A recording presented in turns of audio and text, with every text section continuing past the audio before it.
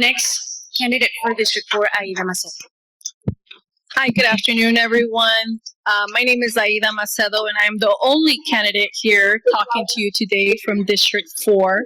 I want to thank the organizers for inviting me and actually putting this event together. I know it's a lot of work. I am a mom in Whittier. I'm a business owner. I'm an attorney by practice. But I'm running for office because I was ignored by City Council. Like many of our residents in the city feel ignored, I was ignored myself. When I called about an issue at the park, I was given the runaround by our representative. And so I felt the need to speak up and be involved. I want to build Whittier for everyone. And I want to make sure that our government is representative and accountable to the residents of Whittier. I was raised by a single immigrant mom, the first in my family to go to college and law school. And I take that responsibility to public service and to giving back to the community. So thank you so much for having me today. Thank you, Mr. Ramos. And now candidate Aida Macedo, District 4. Thank you. As a voting rights advocate and somebody who's worked in election law in the past, there's a lot of ways to disenfranchise voters. One is by not having accessible materials in their language. Two is by electeds not doing the outreach to voters. And three is by not having a voting date that aligns with the rest of the state. We are a busy state. There are many elections. I believe that our current council is not doing enough to do voter outreach. It doesn't have to be partisan. You can have an event like this. How beautiful is this that we're here today as a community talking about our city? This is what council should be doing. And I do believe that is a strategic decision not to align our elections with the rest of the state. So I am supporting that. And I hope that if I get on council, we can change that together. Thank you. Next, Ms. Macedo. Thank you. So I was telling people earlier today that the reason I bought my house was because of the trees. And I fell in love with the beautiful trees in our city. And I know that on a superficial level, the issue seems to be about trees. But really, the issue and what my opponent has voted for in terms of cutting down the trees is about money and development in the city that is not approved by residents, by all of you. That is not representative government. The council and my opponent, the incumbent, is now not following your wishes and desires. They're voting for the interest of others, special interests. I'm not a developer. I don't plan to be a developer. I plan to be for the people and for the residents that elect me into office. We have to protect the beauty of Whittier, the uniqueness of Whittier, and we can do that while planning for the future and smart growth. Thank you.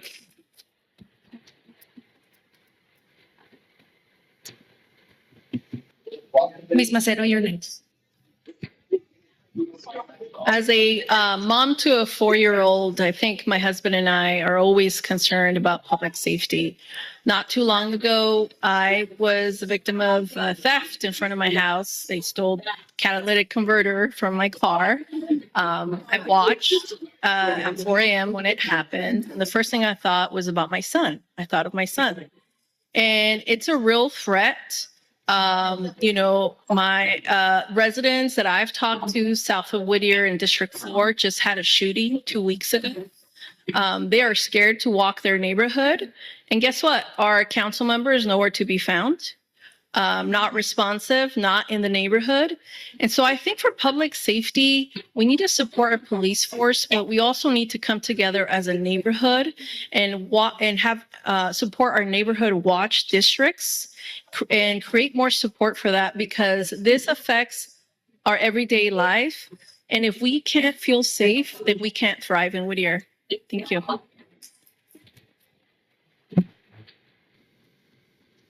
Ms. Macedo, you're next. I believe that the city could be doing a lot more with the LGBTQ plus center, our community center here in Whittier. That is a beautiful gem that we already have here. We need to build on it, support it, have more programming. We can plug into state programs, to county programs with the Board of Supervisors. If elected, I plan to be an active council member. I plan to work collaboratively with our county officials and our state officials to support the LGBTQ plus community. I don't think that the answer is to just, pretend that the attacks on the community are not happening, because they are. And young people are paying the price. Young people's mental health is an issue in our city. We don't talk about it. We don't acknowledge it. But by being proactive, we can build a Whittier for everyone. Thank you. So I believe that the state law of the Trust Act, and I actually gave public comment about this, it should be respected in the city of Whittier. What the Trust Act says is that we are not to use any public resources to help with ICE enforcement, period. No exceptions. And I believe strongly in that. Part of my top issue is community safety. That includes making sure that our residents, whatever their status is, feel safe in our city, and that the rule of law is respected, that the Constitution is respected. So I support the identification of ICE officers, the removal of the face masks, and the removal of the illegality of what's happening. As a council member, I will be supporting that we actually enforce state law as we ought to do. I don't know if the city is collaborating with ICE, but I would not support that. Thank you. Ms. Macedo. I strongly support term limits.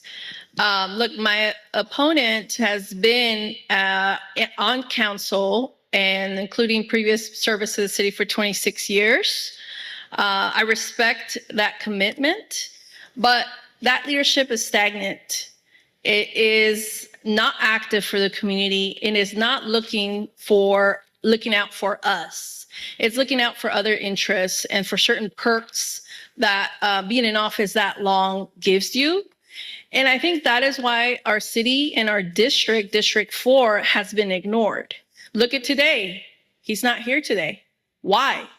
Because he doesn't have to be accountable to anybody, because he's been there. That's his seat. That is his approach, that he doesn't have to show up for you. I plan to change that. And I think term limits is a great idea. If I am there for 1 term, 2 terms, whatever the residents feel is my time, I happily will serve. Thank you. Thank you. One of my top issues is smart growth and development. And something that keeps coming up when I talk to residents at the door is that developments keep going up on Whittier Boulevard that they don't like, that they've never been asked about, that affect their daily lives. And that also includes unaffordable units that are being built. Nobody in the city, or majority of people I've talked to, can afford those units. So why are we selling the city out? The council acts like they can't do anything about these things, but they're the ones approving these developments. We can negotiate some affordable units for our residents. We can stop giving them tax credits to overbuild here. There are smart and strategic ways that we can do, but we need fighters on council. We need people that are going to represent us as people, not the developers. Both of my opponents are developers, contractors. Where do you think their interests lie? So your time is up. Thank you. Thank you. So I strongly oppose data centers. Monterey Park just denied their permit, and I think they did the right thing. Data centers affect our health, our environment, our health, our children, our seniors, vulnerable people. I think the long-term effects could be catastrophic. And I think that people are more important than profits. So I would oppose that. And I also think that as a Whittier City Council, if I get on council, I plan to be collaborative with other Southeast leaders. Something I always hear from other leaders in the area is that Whittier doesn't really collaborate with others. And I think that needs to change because it's at a disadvantage to our community. And I know a lot of people think lawyers make bad politicians, but I actually think this would be a strength because I would negotiate and I would make sure Your that time is Whittier up. gets its fair share. Thank you. The ICE issue is a personal issue to me. My mom, who's in the audience, is an immigrant, U.S. citizen, who migrated here from Oaxaca many, many years ago. And she was at the quad this summer when ICE showed up. And she was going to go get groceries at Vallartas in District 4. And she didn't leave her car because she feared for her safety. As a U.S. citizen, whether you have status or not, nobody should fear for their safety when they have rights, period. And as I stated before, this is a rule of law issue. It's no longer an immigration issue. It's a constitutional issue. So for me, I have been an advocate for civil rights my entire career. I know I look young, but I have a lot of experience. And I am the only council member or candidate who issued a statement on the Thank you. Minneapolis Your time shooting. is up.